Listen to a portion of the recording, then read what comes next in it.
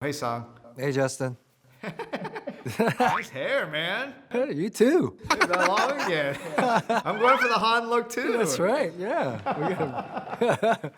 We're going to the wig business after the movie. My brother's about to hurt a lot of people. It's on me to stop him. Whatever's on you, it's on us. He's got his own private army. We need help. No way. So how do y'all want to play this? Fast. I lost count after 200, so I don't have the exact number for you. I would say that the scale of this movie by far is the biggest we've ever attempted. I know that we passed 200 on another film, but for sure this one we crashed more cars than any other. Oh man, you're trying to stir things up, huh? You know, I think for me as a filmmaker, I feel very fortunate. When I first joined up, Fast and Furious was not the same as Fast and Furious now. You know, it was really just a car racing franchise, and I was able to enter with Sung, and we had such a great time making Tokyo Drift. And you know, part of the ending of getting Dom was to really kind of recognize that this whole universe, all these characters actually exist together, you know? And so I made had a great conversation with Vin, and we talked about, and we really connected, and we talked about kind of our experience as filmmakers. You know, Sung definitely was there with me when we made our credit card movie.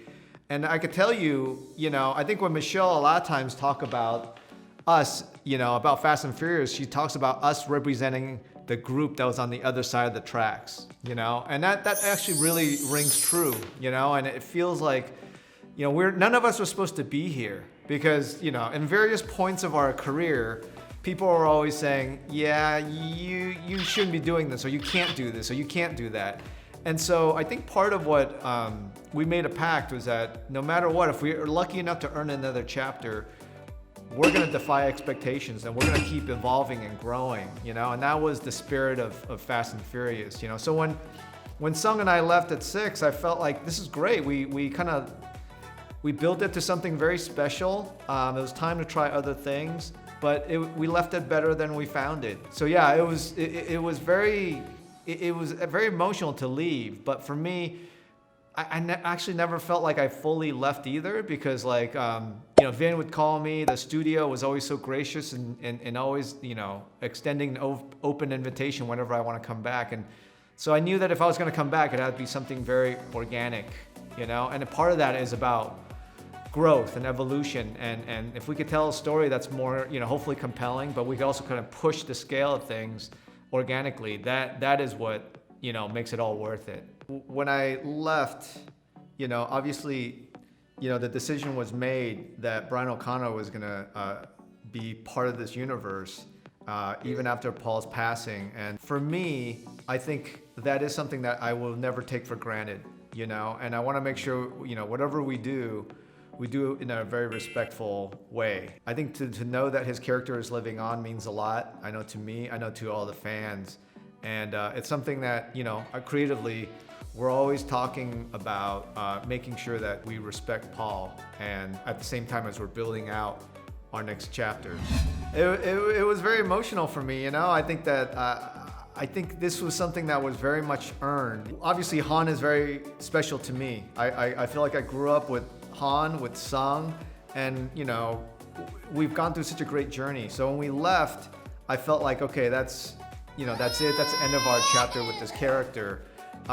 But then when I found out what happened, Sung was with me. We were at this Better Luck Tomorrow screening at the Egyptian. One of the fans brought up Justice for Han. I was really curious, and when they told me what happened, I was blown away. I was baffled. I didn't know, like, why would anybody do that? And also the treatment to Han, you know, that made no sense to me. So yeah, I definitely like emotionally reacted, and I had a very similar reaction with the fans. And so when I came back, it just felt like, wow, it's almost like a poetic. I feel like this movement for Justice for Han was needed, but at the same time, me coming back felt like, oh, I get to now re-engage with Han and Sung. And so it felt very much like it was meant to be, you know? And I give the fans so much credit for them to love that character so much that when there was something that was wrong, they voiced it to a point where I think we could have a real discussion. So having him come back, you know, that for all that to happen meant a lot. And so the creative with Sung, that was just the icing on the cake. That was just fun, you know? Yeah, you know, it's a special opportunity, you know, to be able to continue to work with your friend in this business. It's rare, you know.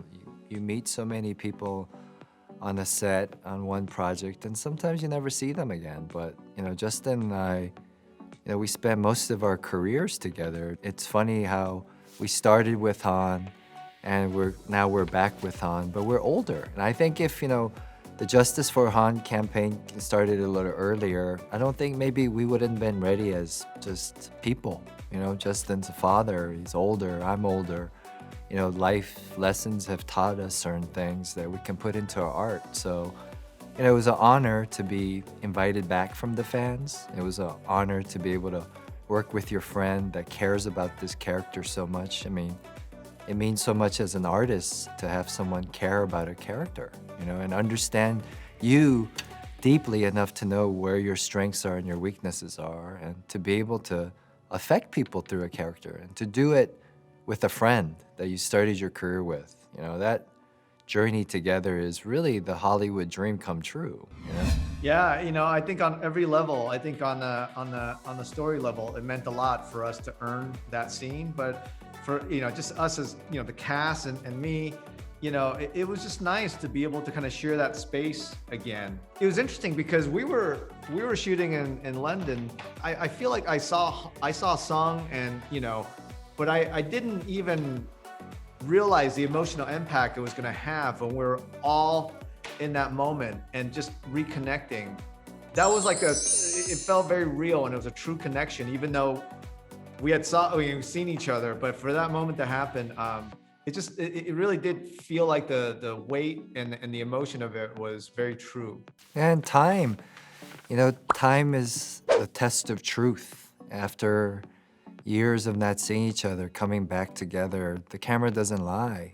You know, we did miss each other. You realize all those years together and all those films together, there is a bond, you know, and we are family. And it's just, you know, it's hard to describe in words, because it's just something that I think we as humans need, and we know when it's honest or not. Well, Justin hasn't changed in his approach to actors. You know, as a director, you are the coach. You're the coach of the team. You know, you set the tone, you set the energy.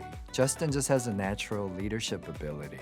The energy and the communication and the feeling of being supported by the director has always been there from the beginning. And that's why the actors from the Fast and Furious franchise and any project that Justin works on, you know, they want to keep working with him. They love it when he comes back because they feel protected as actors. So that, in terms of his process as a director, hasn't changed. But what has changed is the scope and the level of, you know, ability. You know, after years and honing his craft and still seeing that he has passion for what he does is inspiring. And he's still trying to put his fingerprint on these films that he makes and have a deeper message to it somehow.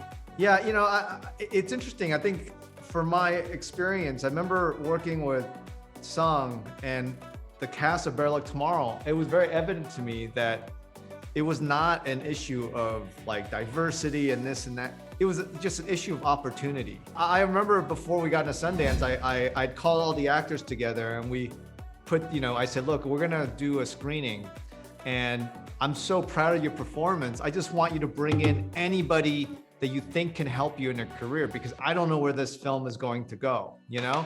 And we had this one screening, and it was like the worst screening in my life. 别忘了订阅我们的频道，打开小铃铛就不会错过任何精彩内容，随时上架。我们下回再见。